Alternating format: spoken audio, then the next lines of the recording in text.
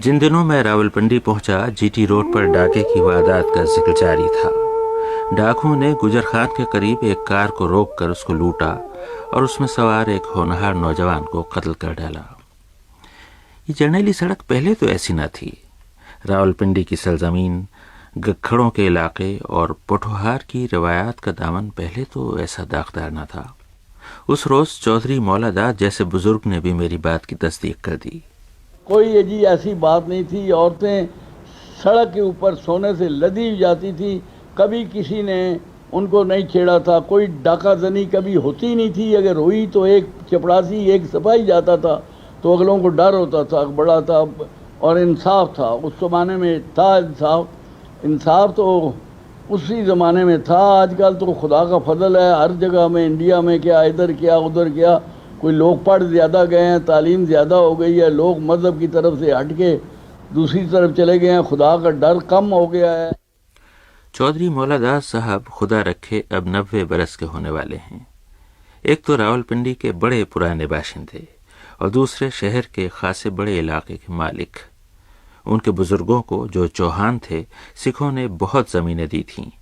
پرانے راولپنڈی کا بڑا محلہ چودھری وارث خان ان کے تایا مرحوم کے نام پر ہے۔ میں شہر کے کسی قدیم باشندے کو ڈھونڈتا ان کے پاس پہنچا تو یہ دیکھ کر حیران رہ گیا کہ 87 برس کی اس عمر میں بھی آنکھوں سے عیاں چونچالی اور ذہن کے گوشوں میں چھپی جولانی کا یہ حال ہے کہ جہاں بیٹھتے ہیں ایک سرشاری کا عالم ہوتا ہے۔ میں ان سے پرانے راولپنڈی کی ایک ایک بات تفصیل سے پوچھ رہا تھا۔ میں نے کہا کہ آپ کے زمانے میں عدالتوں کا اور انصاف کا کیا حال تھا؟ انگریزوں نے راولپنڈی میں بڑی چھاونی ڈالی تھی، ان کا زمانہ کیسا تھا؟ انگریزوں کا جب زمانہ تھا تو وہ انگریز کا راج تھا، تھے وہ انگریز عیسائی تھے، بائبل کو مانتے تھے، لیکن وہ کام قرآن کی حدیث پہ کرتے تھے، جو قرآن کی شرائط ہیں کام وہ تھا، نام انگریز کا تھا۔ قدم وہ جس طرح قدم جرمن کا بڑھتا ہے، فتح انگلش کی ہوتی ہے، اس طرح وہ انگریز کا راج تھا۔ میں نے ایک وہ تھا ایک سیشن جج تھا جس کی ساتھ میری بڑی دوستی تھی، وہ اس کو میں ایک دن جنگلی مرغ دینے گیا تو کہتا تھا مولا داد آپ ایک بات کہتا ہوں، سچ بتاؤ کسی کی سفارش کرنے آئے ہو؟ میں نے کہا نہیں صاحب میں کیوں سفارش، میں کبھی نہیں، آپ کو پتہ ہے میں آپ کے ساتھ 2 سال سے اسیسر ہوں، میری رائے کو آپ تسلیم کرتے ہیں کہ میں ٹھیک پھر بات کہتا ہوں۔ تو کہتا ہے اگر سفارش نہیں ہے تو پھر تم میرے دوست ہو، اگر وہ نہیں تو نکل جاؤ، پھر میں نہیں آپ سے بات کرنا چاہتا۔ چودھری مولا داد 60-70 سال پرانے راولپنڈی کا نقشہ کھینچ رہے تھے۔ اب جو شہر کے بیچوں بیچ قدیم علاقہ ہے، بس یہی کل شہر تھا، تھوڑے سے محلے، تھوڑی سی گلیاں اور تھوڑے سے لوگ۔ راولپنڈی کی آبادی اس وقت کو 50,000 کے قریب تھی، اور اس میں ہندو تھے، سکھ تھے، محلے تھے، رنگ برنگی تھے۔ ہمارے پاس جو تھا ہمارا محلہ چودھری وارث خان تھا، یہ بہت بڑا محلہ تھا، ایک سیت پوری گیٹ تھا، وہاں ہندوؤں کا محلہ ہوتا تھا، پاپڑا بازار تھا، پشوریوں کی گلی تھی، سرداروں کا باغ، پشوری باغ اور نیا محلہ، یہ اس کے اوپر یہ ساری پنڈی کا بنی محلہ، یہ چند محلے تھے جس میں یہ نام چلتا تھا۔ اتنی عمر میں چودھری صاحب کا حافظہ اتنا تیز تھا اور حاصل جوابی کا یہ عالم تھا کہ ابھی میرا سوال پورا بھی نہیں ہوتا تھا کہ چودھری صاحب جواب کے میدان میں کئی ہاتھ آگے نکل چکے ہوتے تھے۔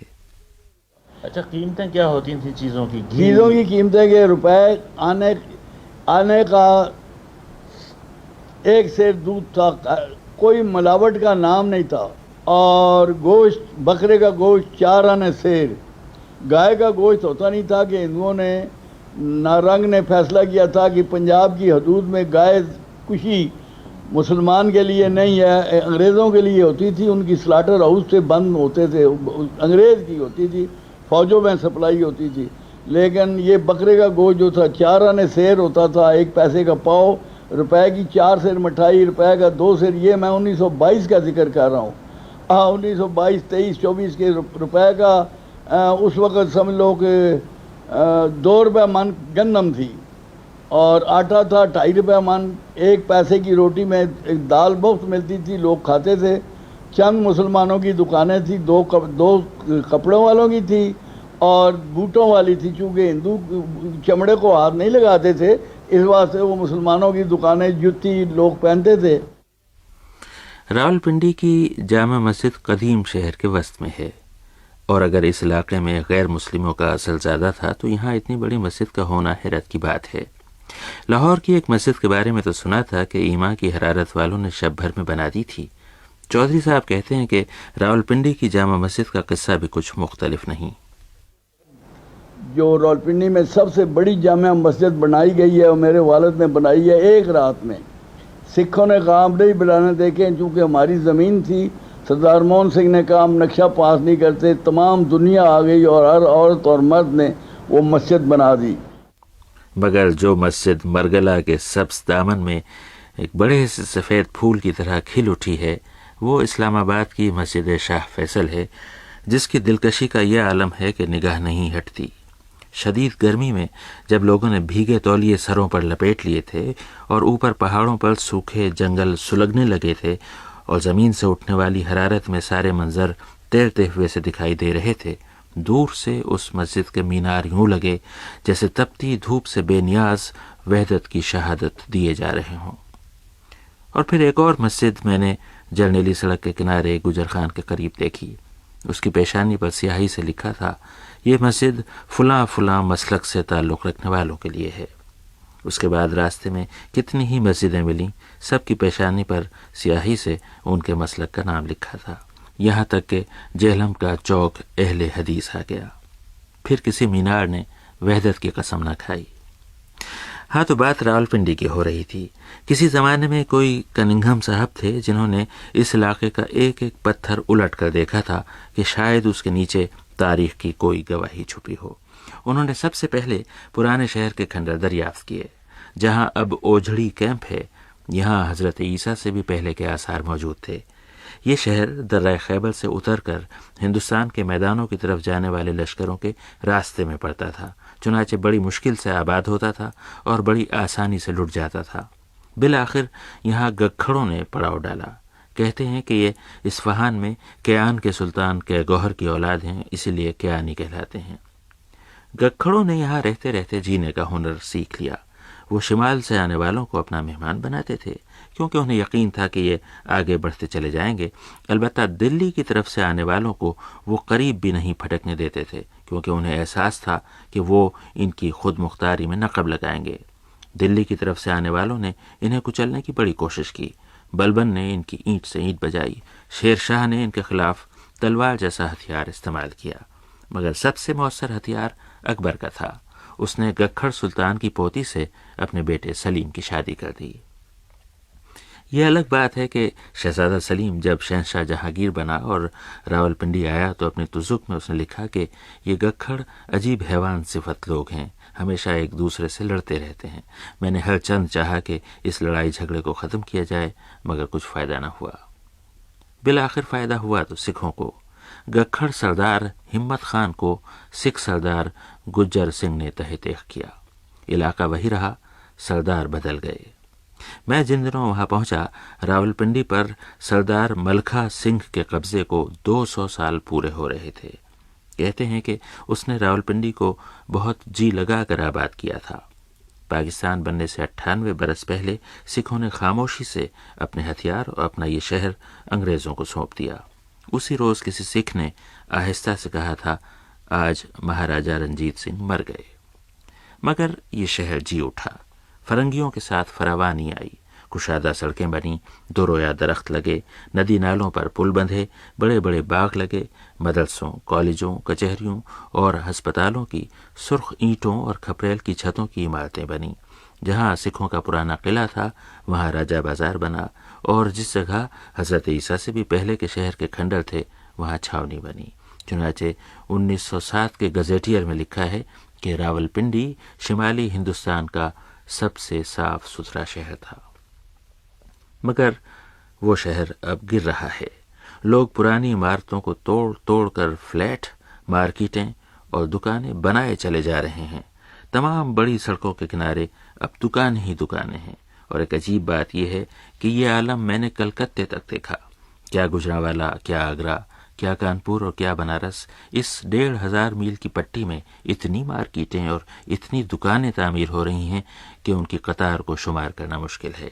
دکانوں کے اوپر فلیٹ ہیں، ان میں دفتر کے دفتر کھل رہے ہیں، ہر شخص کچھ نہ کچھ بیچ رہا ہے، جو بیچ نہیں رہا ہے وہ کچھ نہ کچھ خرید رہا ہے۔ رات ٹیلی ویژن پر مہارانی ہیئر آئل کا اشتہار آتا ہے، صبح سارا شہر مہارانی ہیئر آئل خریدنے نکل کھڑا ہوتا ہے۔ رات ٹیلی ویژن پر رستم پریشر کوکر کی کرامات دکھائی جاتی ہیں، پھر اگلی صبح طلوع ہونے والا دن اس اشتہار کی کرامات دیکھتا ہے۔ نیپولین نے انگریزوں کے بارے میں کہا تھا کہ یہ دکانداروں کی قوم ہے۔ نیپولین دنیا میں اب دوبارہ آ جائے تو اپنے مقولے پر اسے نظر ثانی کرنا پڑے گی۔ پہلے جہاں پنساریوں کی یا تاروں کی، کپڑے اور جوتے والوں کی، حقے اور تمباکو کی دکانیں ہوا کرتی تھیں، وہاں اب کمپیوٹر کی، ویڈیو کی، الیکٹرانکس کے جدید آلات کی دکانیں بھری پڑی ہیں۔ جہاں لوگ کھڑے کھڑے مالٹے اور گنے کا رس پیتے تھے اور روٹی کے ساتھ مرغ چھولے کھایا کرتے تھے، وہاں اب وہ کھڑے کھڑے جدید مشینوں پر فوٹو کاپی نکلوا رہے ہیں، ایک کیسٹ کے گانے پلک جھپکتے دوسرے کیسٹ میں بھروا رہے ہیں، جاپانی کیمروں سے نکلی ہوئی جاپانی رنگین فلمیں اپنے سامنے دھلوا کر کمپیوٹرائزڈ مشینوں سے چمکدار پرنٹس نکلوا رہے ہیں۔ مرغ چھولے اب ایئر کنڈیشنڈ ریستورانوں کے اندر ملتے ہیں، اور گنے کا رس اب فلائی پروف دکانوں کے اندر بجلی کے کرشل سے نکالا جا رہا ہے، جس میں گنے کے ساتھ ساتھ نہ صرف لیموں بلکہ پودینے کے پتے اور ادرک کے چھوٹے چھوٹے ٹکڑے بھی پس رہے ہیں۔ ہاتھ بھر لمبے گلاسوں میں لسی پیتے پیتے دنیا کہاں جا پہنچی۔ وہ بات زیادہ پرانی تو نہیں جب راولپنڈی والے گاتے ہوئے مستانہ وار رقص کرتے ہوئے امام بری شاہ لطیف کی درگاہ پر جایا کرتے تھے، اور جہاں اب اسلام آباد ہے وہاں پہاڑی چشموں کا شور ان کے نغموں سے ہم آہنگ ہو جایا کرتا تھا۔ جب کمپنی باغ میں میلہ لگا کرتا تھا اور اونچے اونچے درختوں پر جھولے ڈالے جاتے تھے، اور پوٹھوہار کے دیہاتی نوجوان جب پینگیں لیا کرتے تھے تو لڑکیاں بھول جاتی تھیں کہ چادر سر سے سرک گئی ہے، اور پھر رات بھر عنایت حسین بھٹی گایا کرتے تھے، اور لوگ کیسے سجے دھجے آیا کرتے تھے۔ جب گرمیوں میں لوگ بسوں میں بھر بھر کر مری جایا کرتے تھے اور راستے میں بسوں کے گرم پہیوں پر چشموں کا شفاف پانی ڈالا جاتا تھا تو پوری فضا میں بھاپ کے بادل اڑا کرتے تھے اور چائے لمحہ بھر میں ٹھنڈی ہو جایا کرتی تھی۔ لوگ جی ٹی ایس کی بسوں میں بیٹھ کر ٹوپی رکھ جایا کرتے تھے اور جھاڑیوں میں آنکھ میں چولی کھیلتے تھے اور جھیل میں کرائے کی کشتیاں چلایا کرتے تھے۔ سردیوں میں صدر کی بیکریوں سے وہ ہنٹرز بیف خرید کر لایا کرتے تھے اور راجہ بازار سے تازہ پتیسا آتا تھا۔ گھر گھر مکئی کی روٹی اور چنے کا ساگ پکتا تھا اور بوریاں بھر بھر کر مالٹے چوسے جاتے تھے۔ پھر سردیوں کی صبحوں میں موٹے موٹے کوٹ، کنٹوپ اور دستانے پہنے، مفلر لپیٹے اور منہ سے بھاپ کے بادل اڑاتے ہزاروں ملازمین سائیکلوں پر بیٹھ کر جی ایچ کیو جایا کرتے تھے، اور خدا جانے وہ کون تانگے والا تھا جو راہگیروں کو خبردار کرنے کے لیے کتنی چاہت سے صدا لگاتا جاتا تھا، بئی بئی۔ وہ سب باتیں اب خواب ہو گئیں۔ اب جاپان کی بنی ہوئی ویگنیں چل رہی ہیں اور ان میں ٹھسے ہوئے مسافر ویگنوں کے مالکوں کو کوس رہے ہیں کہ نہ کسی سے پوچھا نہ گچھا، جب جی چاہا کرایہ بڑھا دیا۔ یہ پنڈی والوں پر ظلم ہے یا نہیں؟ اس احتجاج کا منظر میں نے اپنی آنکھوں سے دیکھا، آپ اپنے کانوں سے سنیے اور رضا علی عابدی کو اب اجازت دیجیے۔ بکواس نہ کرے گا۔ چلو